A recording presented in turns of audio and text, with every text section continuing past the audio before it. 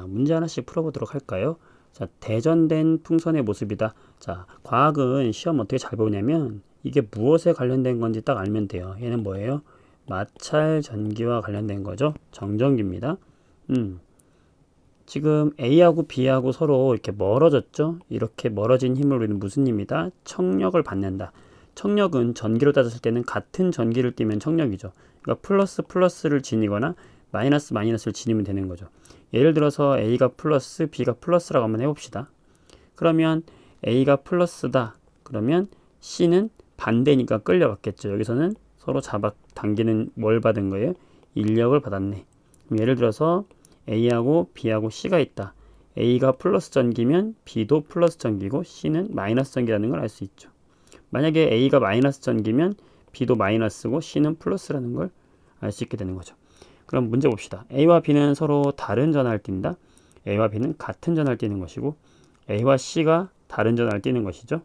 B와 C는 다른 전하를 띄는 것이고 B와 C 사이에는 다른 전하니까 인력이 작용하는 것이겠죠.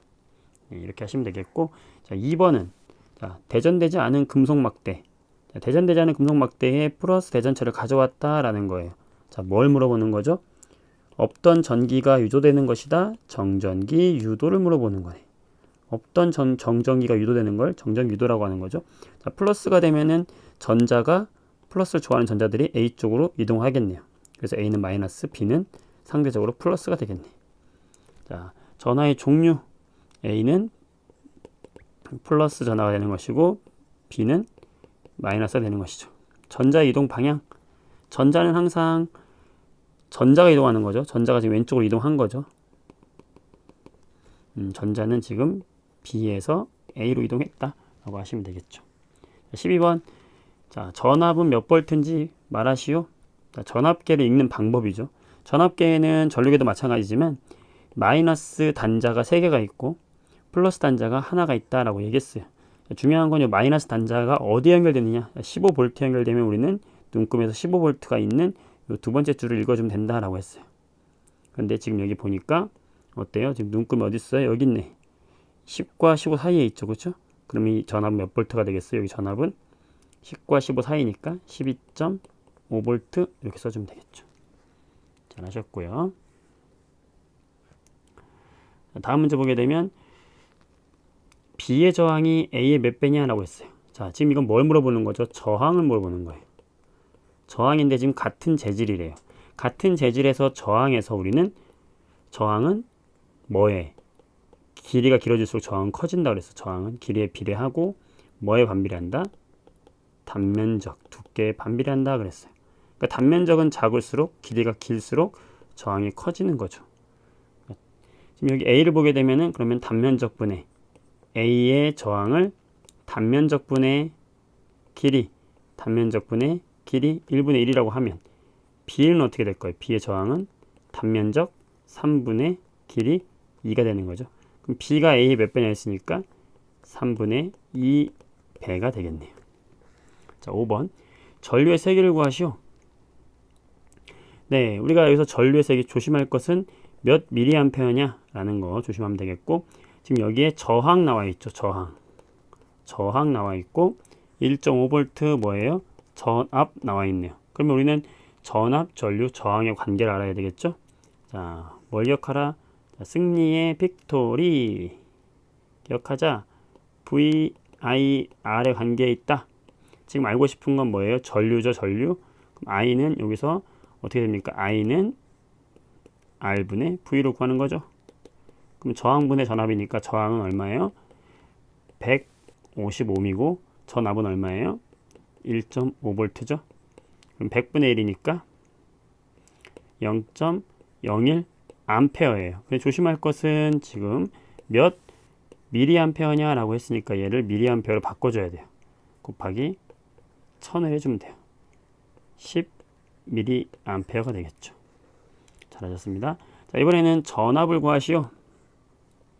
마찬가지로 똑같아요. ohm의 법칙 이용하면 되는 건데 VIR 뭘 구해라? 전압을 구해라. V를 구해라. 그럼 V는 여기서 어떻게 됩니까? I 곱하기 R이 되네요.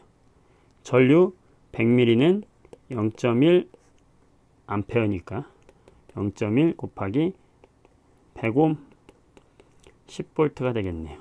잘했습니다. 자, 그럼 7번.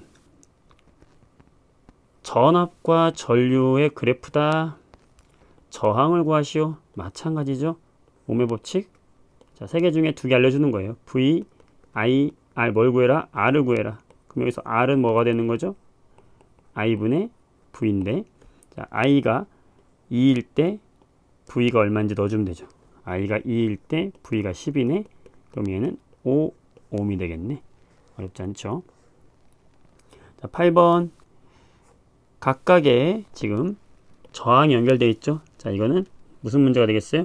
바로 저항의 무슨 연결? 직렬 연결 물어보는 거죠. 자, 저항이 직렬 연결이라고 하는 것은 이렇게 나란하게 연결되는 것이다. 자, 나란하게 연결됐을 때 우리 세 가지 기억하자 그랬어요. 같은 게 뭐라고 그랬어요? 같은 거. 전류가 같다 그랬죠. 전체 전류는 각각의 전류와 같다. 그 다음에 전압은요? 전압은 같지 않고 합과 같다. 그 다음에 저항은 길이가 늘어난 것과 같기 때문에 두 저항을 합쳐주면 전체 저항이 된다 라고 했던 거 기억하시면 되겠죠. 자, 그러면 여기서 우리는 첫 번째 뭘 할 수 있냐면 전체 저항을 구할 수 있어요. 어떻게 할 거냐면 전체 저항을 구할 거예요. 그 다음에 여기에 지금 전체 전압이 나와 있죠. 얼마라고? 18V 나와 있죠. 그럼 우리 전체 저항이 몇 옴인지 구한 다음에 이 전체 저항과 전체 전압을 이용해서 우리는 뭘 구할 거냐면 옴의 법칙. V는 IR 옴의 법칙을 이용해 가지고 우리는 뭘 구할 거냐면 요 전체 전류 I를 구할 거예요. 그럼 I는 R분의 V니까 넣어주면 구할 수 있겠죠. 자, 그럼 전체 저항은 두 저항의 합을 두 저항을 더해주는 게 전체 저항이잖아요. 그러면 얼마예요? 9네요. 그러면 전체 전류는 9분의 18이니까 2A네. 아, 그 얘기는 뭐예요? 전체 전류는 흐르는 건 몇 암페어다? 2A다. 자, 그런데 직렬 연결일 때는 뭐가 같다? 전체 전류가 여기도 2A, 여기도 2A 똑같이 흐른다고 그랬죠. 자, 그러면 지금 저항과 전류를 아니까 여기서 뭐 두고 할 수 있어요? 전압도 몇 볼트인지 알 수 있게 되는 거죠. V는 IR 326V, 여기 12V 다 구했네. 자, 전체 저항은 몇 옴인가? 9옴입니다. 3옴의 저항에 흐르는 전류는 2A입니다. 6옴의 저항에 걸리는 전압은 12V입니다. 3옴과 6옴에 걸리는 전압의 비는 1대2입니다. 다 구해놓은 거니까 문제 쉽게 풀릴 것이다. 잘하셨고요. 자, 9번을 보게 되면 동일한 전구를 연결해서 같은 전압을 걸어줬다. 밝기를 비교하시오. 자, 일단은 직렬 연결, 그냥 하나만 연결된 것과 병렬 연결된 것은 동일하다 그랬어요. 따라서 A하고 D하고 E는 동일하죠. 근데 직렬 연결되면은 밝기가 어두워진다 그랬죠. 왜냐면 전체 저항이 커졌죠. 전구가 늘어나면서. 그러면 전류값이 감소하니까 밝기는 어두워진다. 따라서 B하고 C는 좀 더 어둡다. 이렇게 되는 거죠. 잘했고요. 여기까지가 이제 전류와 전압에 대한 이야기고, 이제는 전작인데요. 전작의 문제를 보게 되면 첫 번째 10번 코일 문제 나왔네요. 코일. 자, 전류가 흐를 때 우리가 코일에서 어떻게 하라고 그랬어요? 엄지가 이렇게 있다. 엄지가 있다. 그랬을 때 네, 엄지를 놓고 나머지의 네 손가락의 방향이, 자, 네 손가락의 방향을 뭘로 잡기로 했어요? 코일일 때는 전류를 잡고 엄지가 뭘로 잡기로 했어요? 자기장을 잡기로 했죠. 자, 지금 전류가 어떻게 들어가고 있나 보세요. 지금 여기서 전류가 이렇게 올라가니까 안쪽에서 지금 바깥쪽으로 지금 나오고 있는 구조죠. 이해되십니까? 그럼 손가락의 모양이 어떻게 돼야 될까요? 안쪽에서 바깥쪽으로 나와야 되니까 손가락의 모양이 이렇게 되면서, 손가락의 모양은 여러분들